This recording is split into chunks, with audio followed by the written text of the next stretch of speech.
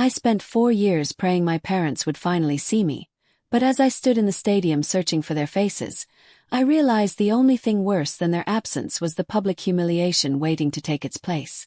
The morning of my graduation in Columbus, Ohio, the sky was a flat, unapologetic gray, the kind that promised rain but never actually delivered, just to keep you on edge. I stood in the center of my tiny off-campus apartment near High Street, the air smelling faintly of stale coffee and the hairspray I'd used to tame my flyaways. I was wearing a black gown that felt heavy, not with fabric, but with expectation. I stared at myself in the full-length mirror propped up against the wall. My brown skin looked dull under the harsh bathroom light, and my eyes, usually bright with the intensity that had earned me a 4.0 GPA, were rimmed with red. I was trying desperately not to cry off my mascara. I checked my phone again. It was a nervous tic I had developed over the last 48 hours. Swipe down. Refresh. Nothing. No text. No missed calls. No, we're running late, honey, save us a seat. Just a digital void. The silence was so loud it felt like it was vibrating against my palm. For years.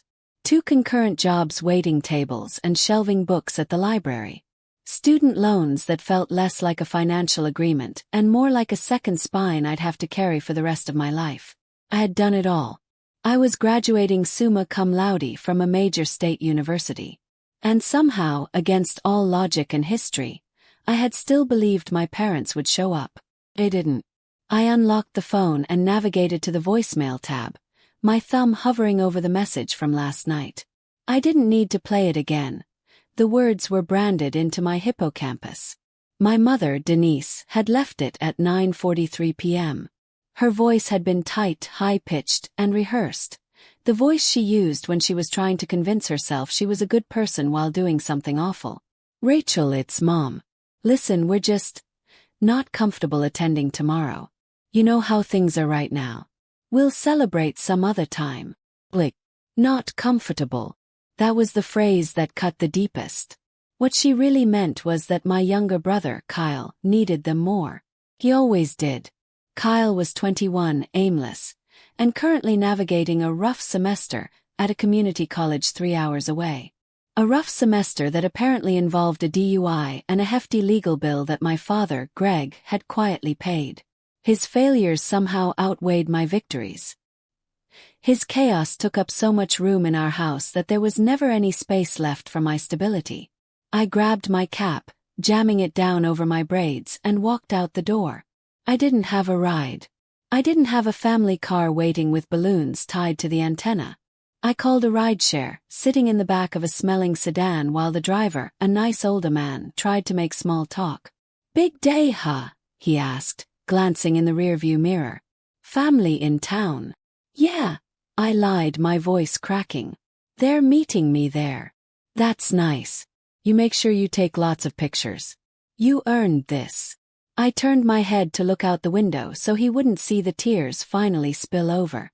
By the time I walked into Ohio Stadium, the shoe as everyone called it, the atmosphere was electric. It was a massive concrete bowl filled with the roar of thousands of people. The sheer scale of it was overwhelming. There were families waving oversized cardboard cutouts of graduates' faces, air horns blaring in rhythmic bursts, and parents crying openly. Hugging each other like this was the Super Bowl of emotional validation. The joy was thick, suffocating. It made the hollow space in my chest feel even wider. I navigated through the sea of black robes, finding my assigned section. I was surrounded by classmates who were frantically texting coordinates to their parents. Section 12, Row A.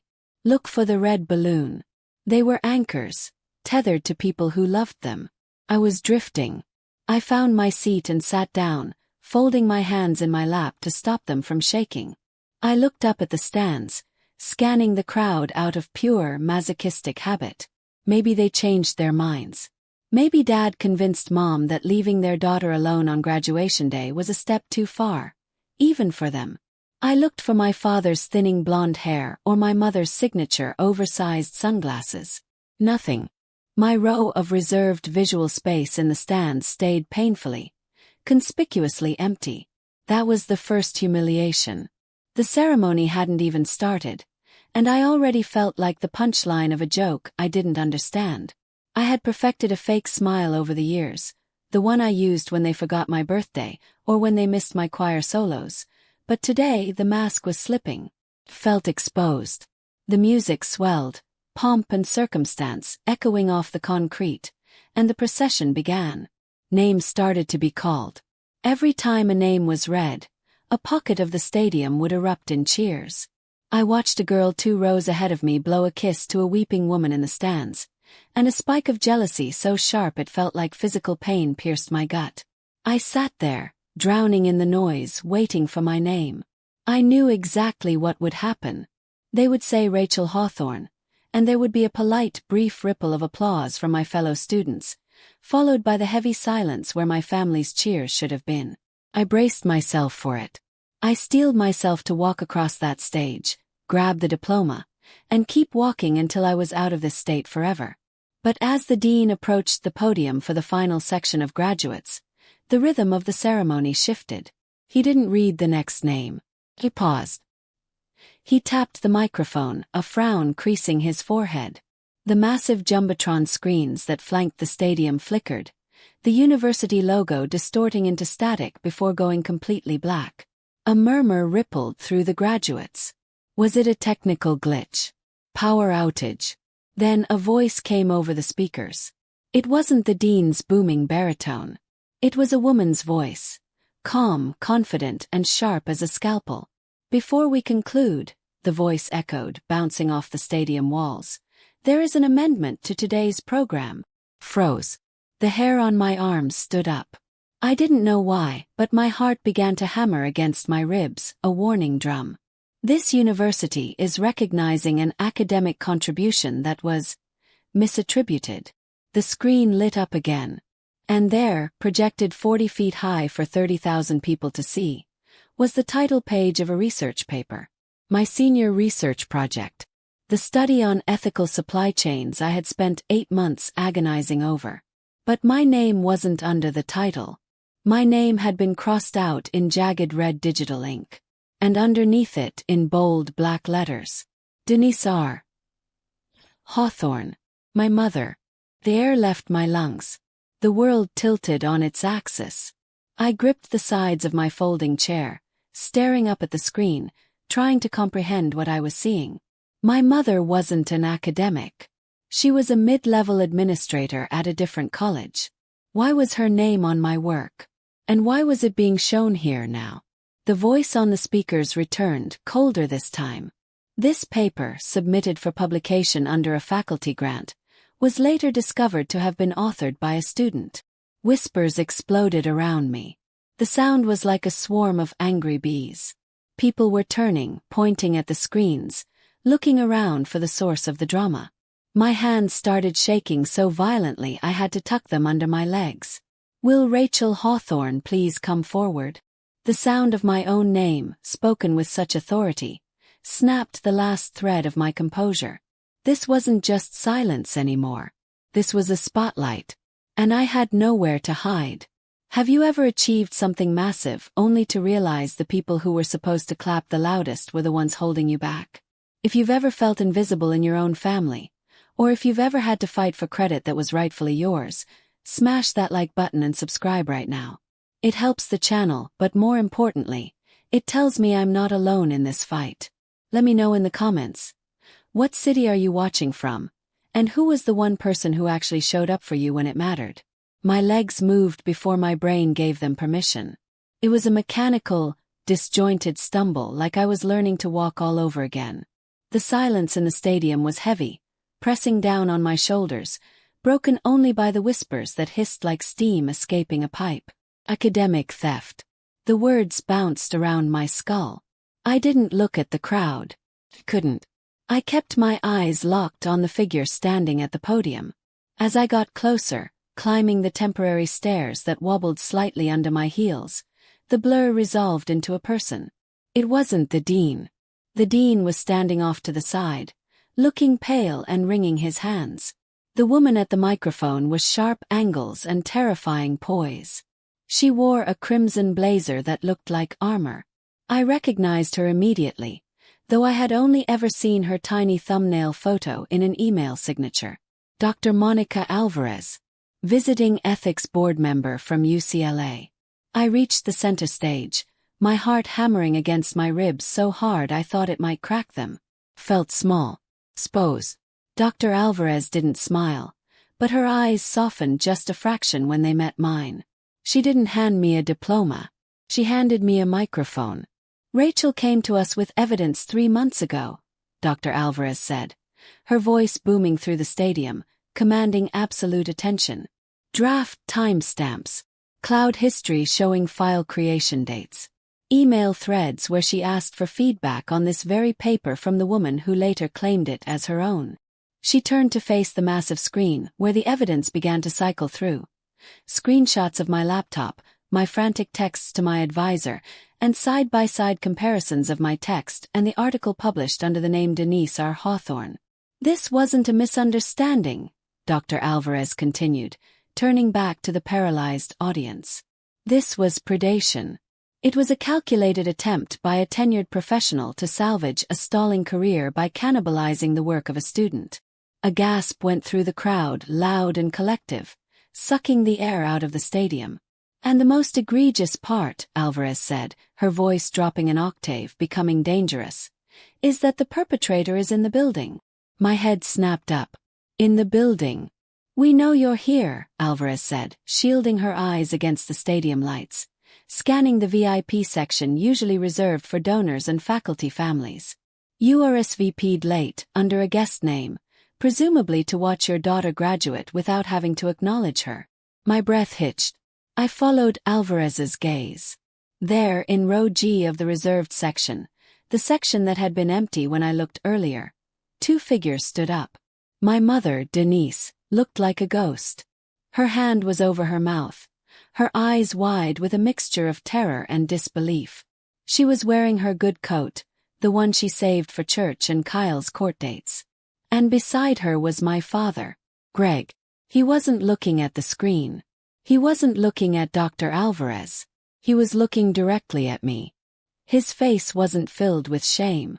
It wasn't filled with apology. His jaw was set so hard I could see the muscle jumping in his cheek. His eyes were narrowed into slits of pure, unadulterated fury. He looked at me with a hatred that burned hotter than the stadium lights. Dr. Alvarez leaned into the mic, her voice like a judge's gavel. Denise Hawthorne, she said, and the name echoed like a curse. Please remain standing. The sound of 30,000 people judging your mother is a sound you feel in your teeth. Dr. Alvarez didn't let the tension dissipate. She held the stadium in the palm of her hand, her voice echoing with a kind of finality usually reserved for sentencing hearings.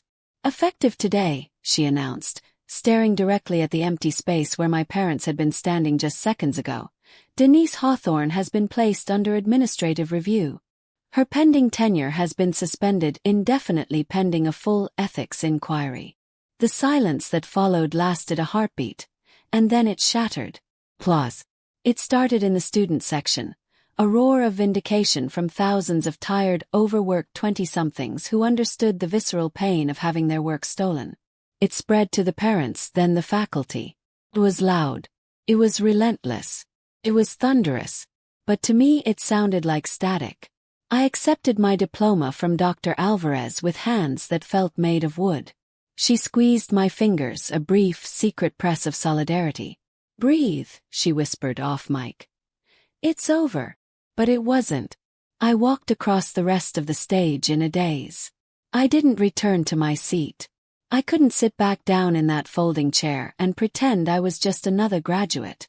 I kept walking, past the marshals, past the cheering section of strangers, and straight toward the exit tunnel. When I glanced back at section G1 last time, the seats were empty. My parents had fled. I reached the cool, concrete shadows of the stadium concourse. The roar of the crowd faded into a dull hum behind me. I leaned against the cinderblock wall, gasping for air, clutching the diploma case against my chest like a shield. My phone, tucked into the pocket of my dress under the gown, buzzed. Then again. Then a continuous, angry vibration against my hip. Pulled it out. Kyle, 3 missed calls. Aunt Viv, text Rachel, is this real? The live stream says. Kyle, text what did you do? Kyle, text mom is hyperventilating in the car. Dad is losing his mind. Kyle, text pick up the phone, you selfish bitch. I stared at the screen, the blue light blurring through fresh tears. Selfish. That was the word they always used. It was selfish to want to go to a university instead of community college. It was selfish to move out. It was selfish to want my name on my own work. Powered the phone off. I couldn't deal with Kyle. I needed to get to the rideshare pickup zone. I needed to vanish. I pushed off the wall and hurried down the long, echoing tunnel toward the south gate. The area was mostly deserted, save for a few security guards and concession workers closing up shop. I kept my head down, stripping off my cap and crumpling the gown into a ball to hide the summa cum laude cords. I burst out of the tunnel and into the gray, humid afternoon. The air felt thick. I scanned the parking lot, looking for a safe spot to wait for a car. Rachel. The voice wasn't loud, but it stopped me dead.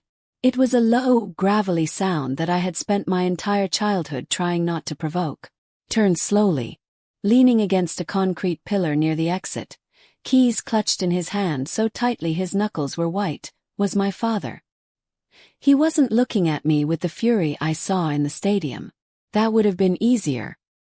He was looking at me with a cold, terrifying calm. Get in the car, he said, nodding toward their sedan idling at the curb.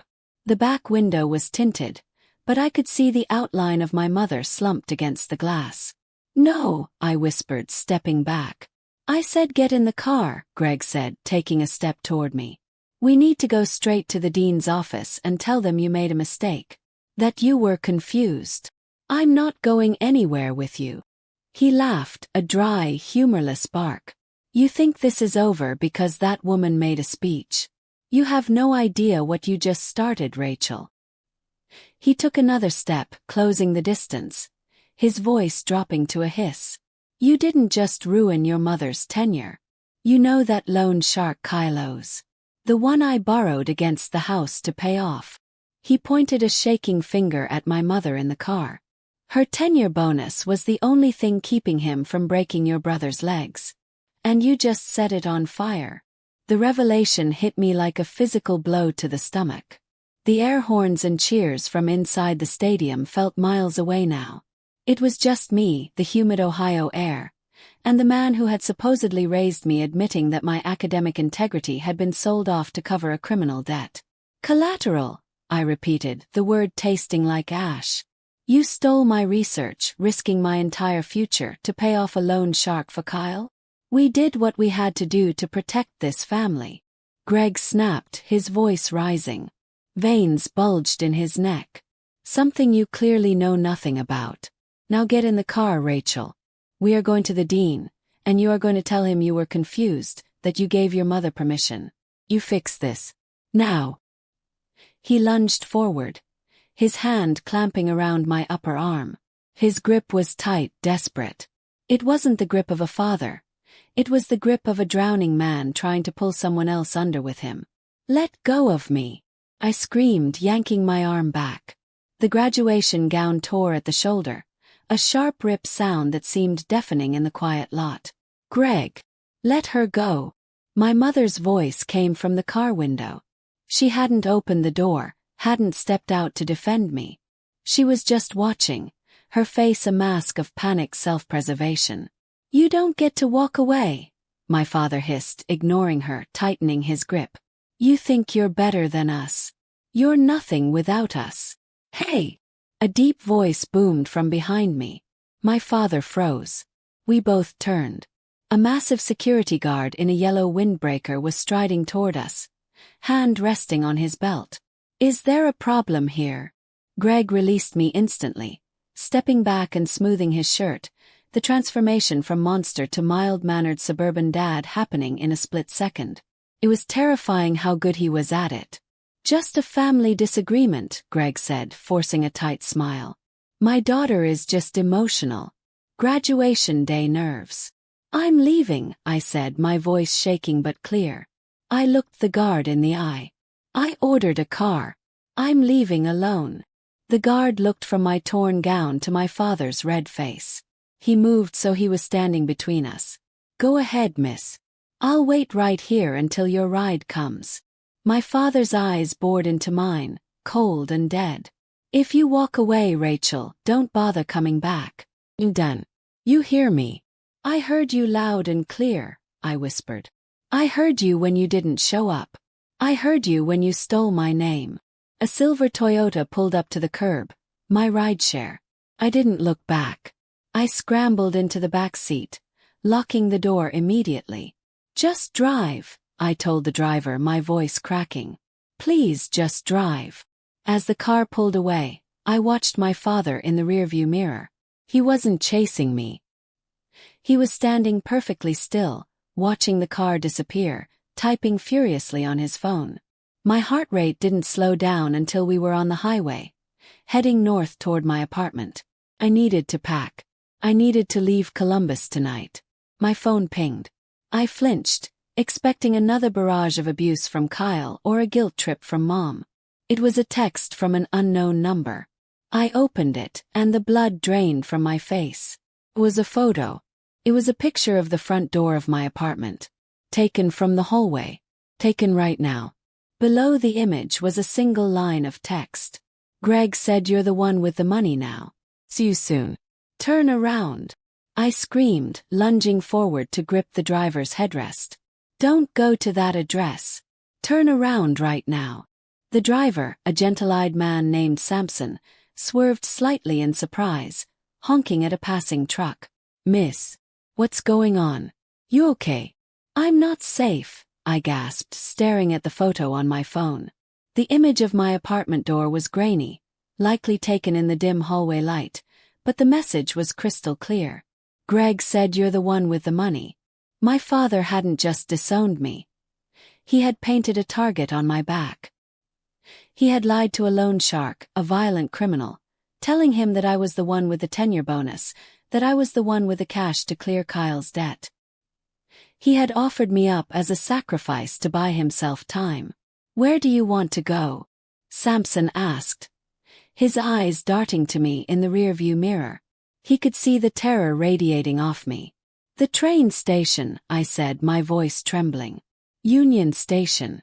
Please just get me there fast.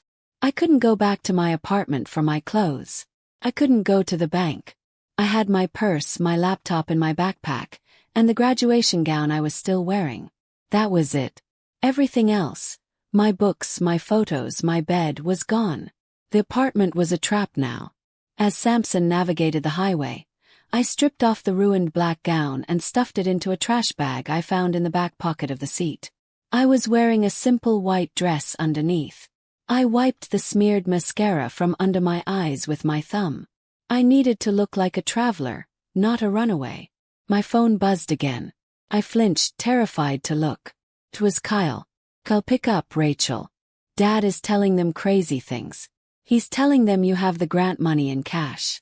Kyle, they aren't listening to Mom. Kyle, I think they sent someone to your place. I didn't reply. My thumbs hovered over the screen. I wanted to scream at him, to ask him how he could let this happen, but I knew it was useless. Kyle was weak. He had always been weak, and my parents had spent their lives building a fortress around that weakness using my bricks.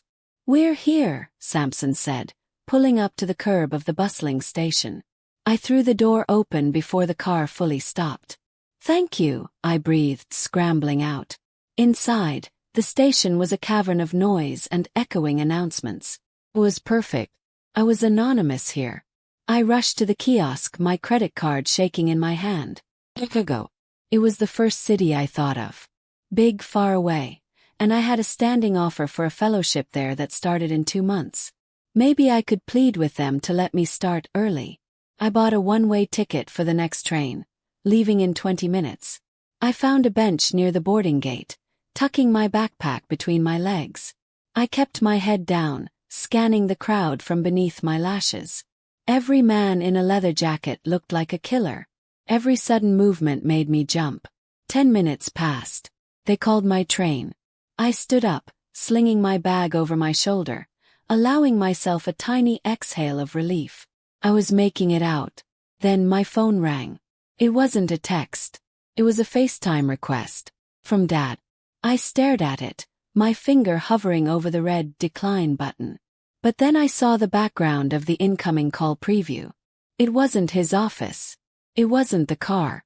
The camera was angled low, pointing up at a familiar ceiling fan. He was inside my apartment. I answered, mute with horror. The camera didn't show my father's face. It swiveled around my living room, showing my overturned bookshelf, my mattress slashed open, stuffing scattered like snow. Rachel.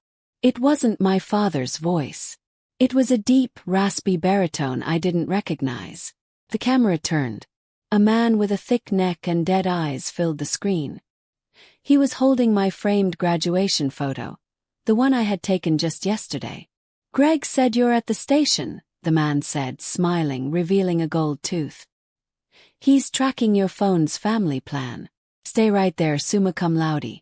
We're just pulling up." The family plan. The words made my blood run cold.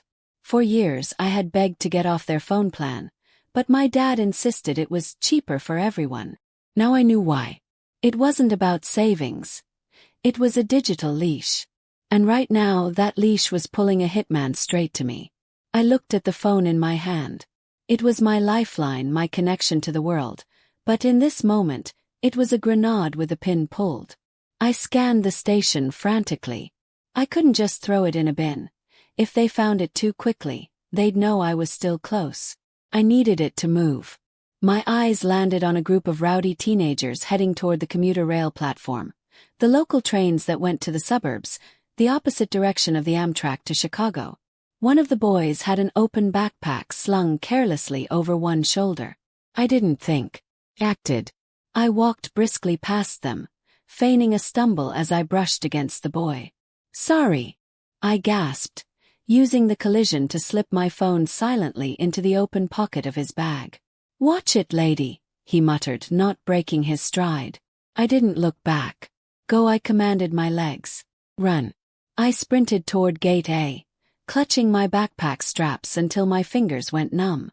The final boarding announcement was echoing overhead. The conductor was already stepping onto the metal stairs, looking at his watch. "Wait," I yelled, waving my printed ticket. "Please." He frowned but held the door. "Cut it close, didn't you?" I scrambled onto the train, my lungs burning. I didn't stop at the first car. I moved through the second, then the third, putting as much metal and humanity between me and the entrance as possible. I found an empty window seat in the quiet car and collapsed, sliding down until my head was below the window line. The train gave a lurch, then a hiss.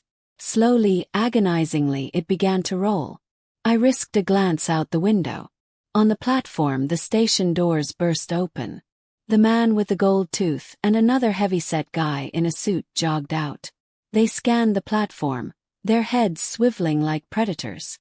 The man with the gold tooth looked down at his phone, then pointed toward the commuter rail tracks, where the teenager with my phone was currently heading. They ran the wrong way. I let out a sob that was half laugh, half cry. I watched Columbus, Ohio, slide away into the distance, transforming from a terrifying trap into a harmless blur of gray buildings. I was safe. I was going to Chicago. 4 hours later, the train pulled into Union Station in Chicago. I walked out into the cool, windy night, feeling lighter than I had in years. I had no phone and no money, but I had my fellowship. I had a dorm room waiting for me at the university. I had a future. I navigated the L train using the few dollars of cash I had in my wallet, and made it to the university housing office just before they closed. The resident advisor, a kind girl named Sarah, gave me my key and a confused look when I told her my luggage was lost. "You can use the computer lab in the lobby if you need to email anyone," she offered. "Thank you," I said. "I really do." I sat down at a desktop computer in the empty lab. My hands were shaking as I typed in my credentials to log into my email. I needed to contact Dr. Alvarez. I needed to tell her I was safe. But as my inbox loaded, A Google Alert notification popped up in the corner of the screen. It was an alert I had set up for my own name years ago when I first started publishing articles.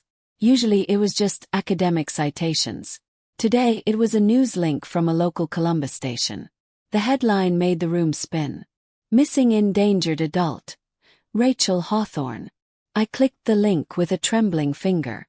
My graduation photo was plastered on the screen. Columbus police are searching for Rachel Hawthorne, 22.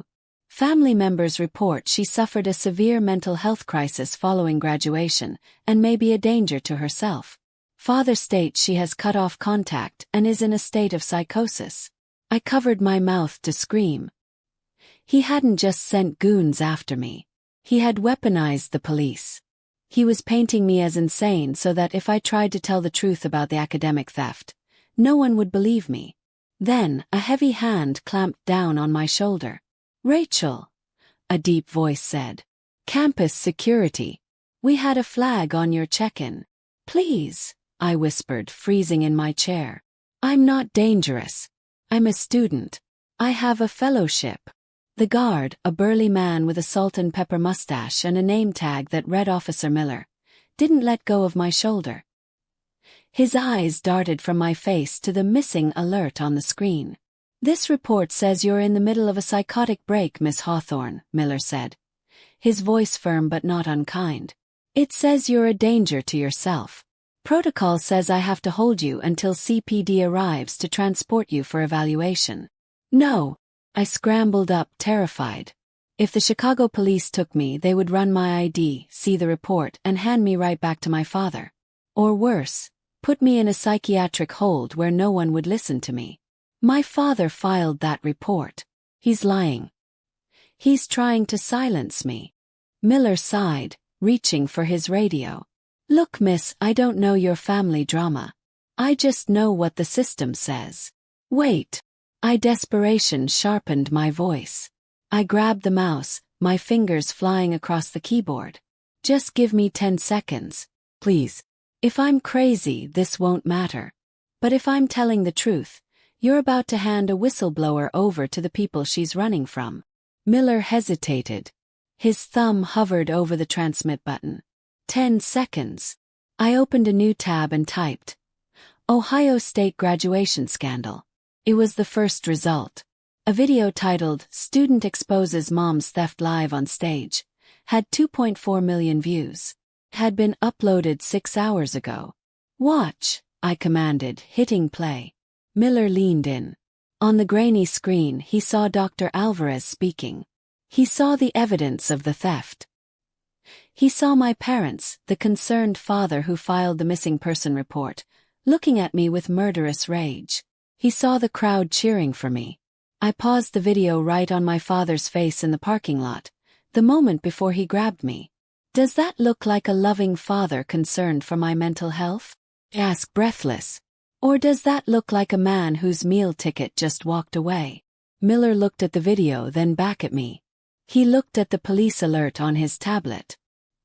He slowly took his hand off his radio.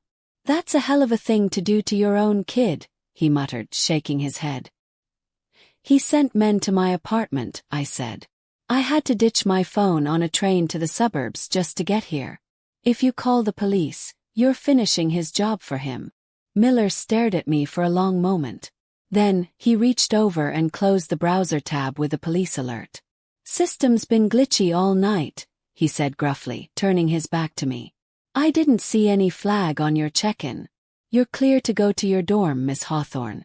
But if I were you, I'd stay inside until you get this sorted." I could have hugged him. "Thank you. You have no idea." "Go," he said. Ran.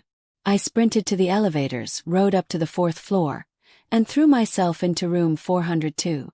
It was a tiny, sterile dorm room with a twin bed and a desk, but it felt like a fortress. I locked the deadbolt and dragged the heavy desk chair under the handle. I was safe. I was finally safe. I sat on the floor, leaning against the bed, and exhaled for the first time in 12 hours.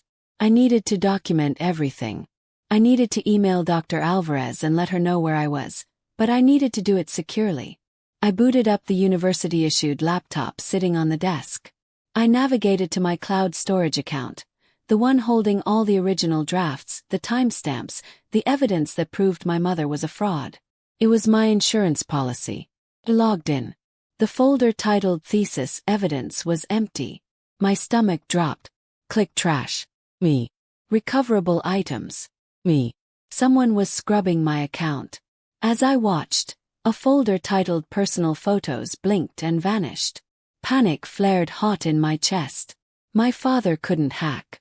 My mother couldn't even convert a PDF. Who was doing this? I checked the account activity log.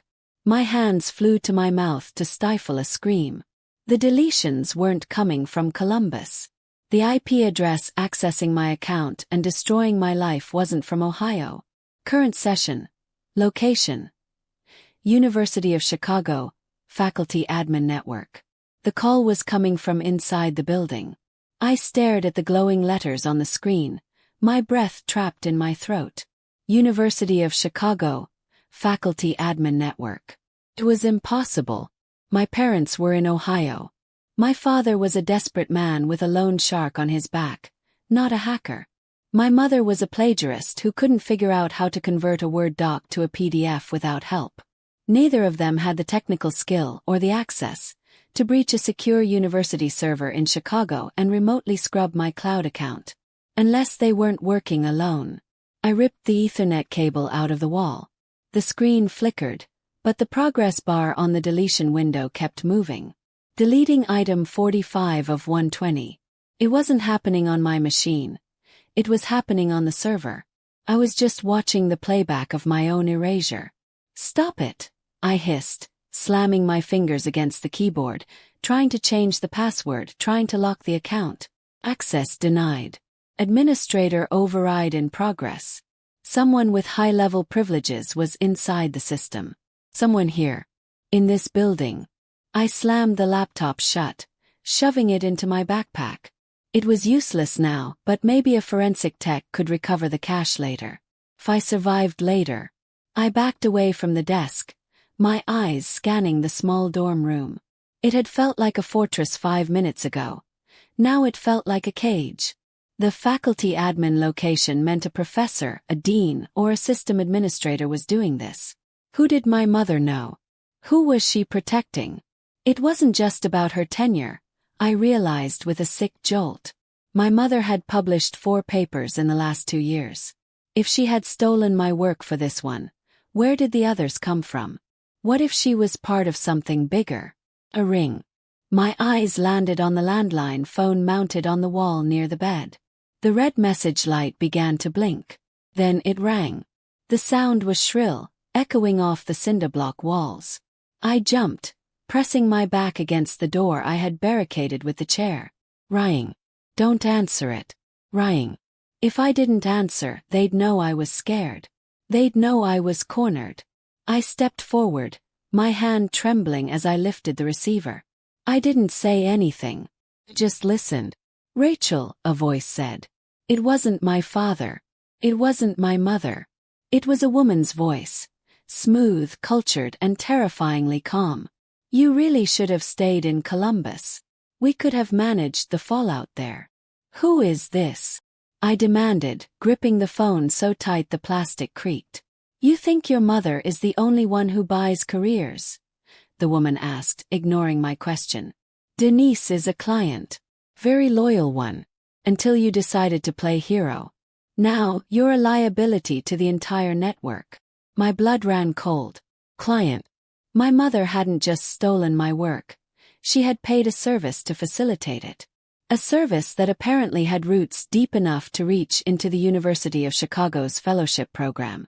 I have copies, I lied, my voice shaking. I sent them to the press. No, you didn't, the woman said, sounding bored. We've been monitoring your communications since you crossed state lines. You have nothing, Rachel. And in about 30 seconds, you're going to have company. I'm calling the police, I said, reaching for the keypad. Officer Miller is a good man, the woman mused. But he answers to the dean of student life. And the dean? Well, let's just say he's also a client. Blick. The line went dead. I dropped the phone. Panic, raw and primal, surged through me. I grabbed my backpack. Had to get out. I kicked the chair away from the door and reached for the deadbolt. Beep, beep, beep. The electronic lock on my door flashed red. Then green. I hadn't touched it. The lock tumbled with a heavy mechanical thud, disengaging from the outside. The handle began to turn. The lock clicked, the sound echoing like a gunshot in the tiny room. The door swung inward. I didn't wait to see who was standing there. I couldn't afford to be curious. As the heavy wood moved, I threw my entire body weight against the oak desk I had been using to barricade the door. It wasn't enough to stop them, but the sudden resistance caught the intruder off guard. The door slammed into a shoulder with a sickening crunch. A man grunted in pain, a deep, guttural sound. "Get her!" a voice hissed from the hallway. I didn't look. I grabbed my backpack and scrambled over the bed toward the window. We were on the 4th floor. Too high to jump, but I remembered the architecture of the dorms. There was a decorative brick ledge that ran beneath the windows, leading to the fire escape 2 rooms over. I shoved the window open, the cool Chicago wind hitting my sweat-drenched face. I swung my legs out, my toes finding the narrow ledge just as the door to my room splintered open. "She's on the ledge." I didn't look down at the concrete 40 feet below. I hugged the rough brick wall, shuffling sideways, my fingers clawing at the mortar. My graduation dress snagged on a hook, tearing, but I yanked it free. Behind me, a hand reached out of my window, grasping at the air inches from my ankle. I threw myself toward the iron railing of the fire escape, my hands slipping on the cold metal before gripping tight. I hauled myself over the railing just as a gunshot cracked the air. A bullet sparked against the brick where my head had been a second ago. They were shooting. On a college campus. They didn't care about silence anymore. I practically slid down the metal ladders, skipping rungs, scraping my shins raw. When my feet hit the alley pavement, I didn't stop. I sprinted toward the streetlights of 55th Street, my lungs burning, my vision blurring. I expected a car to cut me off. I expected Officer Miller to step out of the shadows with handcuffs. I expected to die. But the street was eerily empty. Just the distant sound of sirens. Finally coming for me? Or coming for someone else? I ducked into a 24-hour laundromat, hiding behind a row of humming dryers. I crouched on the linoleum floor, hugging my knees, trying to quiet my breathing. I was trapped in a city I didn't know, hunted by people I couldn't see, with no phone and no money. A black sedan rolled slowly past the glass front of the laundromat. Slowed. My heart stopped. Then the car pulled to the curb. The passenger door opened. "Rachel." Froze. I knew that voice. It was the voice that had saved me in the stadium. The voice that had exposed my mother. I peeked over the dryer. Dr. Monica Alvarez was sitting in the driver's seat of the sedan, looking grim. She was wearing a trench coat over her pajamas. "Get in," she said, her voice tight. "Now." I didn't hesitate. I ran out and dove into the passenger seat. Alvarez floored it before I even had the door closed, tires screeching as we sped away from the university. "How did you find me?" I gasped, buckling my seatbelt with shaking hands. "They hacked the system. They knew I was in the dorm." "I know," Alvarez said, her eyes glued to the rearview mirror. "I've been tracking the IP addresses accessing your files. When I saw them breach the dorm security grid, I knew they were coming to scrub the loose ends." "The dean is involved," I said, the words tumbling out. The woman on the phone said. "The dean is a pawn," Alvarez cut in. She took a sharp turn, heading toward the highway, away from the campus police. "This is bigger than a plagiarism ring, Rachel. We didn't just find evidence that your mother bought her paper. We found the ledger for the entire operation." She reached into the back seat and tossed a manila folder onto my lap. It was heavy. "Open it." I flipped the folder open. It was a list of names. Dozens of them. Professors, administrators, politicians. And next to each name was a dollar amount and a specific academic work. But my eyes went to the header of the document. The logo of the consulting firm, that facilitated the theft. I recognized the logo. I had seen it my entire life. It was the logo of the company my father had worked for as a sales consultant for 20 years. He didn't just sell Kyle's debt to a loan shark, Alvarez said softly. Rachel, your father isn't the victim of the network. He's the CFO. The revelation sat heavy in the air between us, sucking the oxygen out of the car. My father wasn't just a bad parent. He was the architect of the very system that had tried to erase me. He used me, I whispered, staring at the logo on the file. He paid for my tuition with money he made helping other people cheat. And now he's trying to liquidate the liability, Alvarez said, her grip on the steering wheel white-knuckled. We have one shot, Rachel. If we go to the police, the local precinct might bury it. If we go to the university, the dean might scrub it. She handed me a tablet connected to a secure hotspot. We go to everyone, she said. The FBI, the New York Times, the Chronicle of Higher Education, and the Department of Justice. I looked at the screen. The email was drafted. The attachments, the ledger, the emails, the proof of the hitmen sent to my dorm, were loaded. You have to do it, Alvarez said softly. It's your story. My thumb hovered over the send button. I thought of my mother's silence in the car. I thought of Kyle's texts calling me selfish. I thought of my father's face in the parking lot, looking at me like I was a broken calculator instead of a human being. I didn't cry. I didn't hesitate. Press send. The upload bar flashed green. The fallout was instantaneous and catastrophic. By morning, the story wasn't just on campus news. It was national. The Hawthorne ring became the biggest academic scandal in a decade. I watched the arrest from a motel room safehouse 3 towns over. The news footage showed a fleet of FBI SUVs swarming my parents' house in Columbus. I saw my mother being let out first, weeping, her coat thrown over her head. Then came Greg, my father. He wasn't weeping. He was shouting at his lawyer, his face purple with rage. But as the agents shoved him into the back of the federal vehicle, he looked directly at the news camera. For a split second through the television screen our eyes met. He looked small, defeated, and for the first time in my life I wasn't afraid of him. He was just a man in handcuffs. I was the woman who put him there. 3 months later. The Chicago wind was biting, but I loved it. Felt real. I walked into the small office of the non-profit legal clinic where I now worked as a researcher. I wasn't using the fellowship.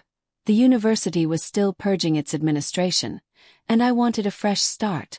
Rachel, my supervisor called out. You have a visitor. Froze. But it wasn't a hitman. It wasn't a ghost. It was Dr. Alvarez. She looked tired but smiled when she saw me. The grand jury indicted your father this morning, she said, leaning against my doorframe. Racketeering, wire fraud, conspiracy. He's looking at 20 years. Your mother took a plea deal to testify against him. I nodded slowly. And Kyle? Probation. He claims he knew nothing. He's delivering pizzas in Dayton. It was a strange feeling, the complete dismantling of the people who were supposed to be my world. But as I looked around my small, cluttered office, filled with work that was undeniably mine, I felt a profound sense of peace. I brought you something, Alvarez said. She pulled a framed document from her bag. It was my diploma. The real one. Reprinted. Rachel Hawthorne. Summa cum laude. There were no other names on it. No crossed-out lines. Just me. You earned this, she said. Took the frame. The glass was cool under my fingers. No, I said, smiling, and for the first time the smile was real. I didn't just earn it. I fought for it. My parents had skipped my graduation to save themselves. But in the end, their absence was the greatest gift they could have given me. It forced me to stop waiting for them to call my name, and finally, loud and clear, learn how to call it myself.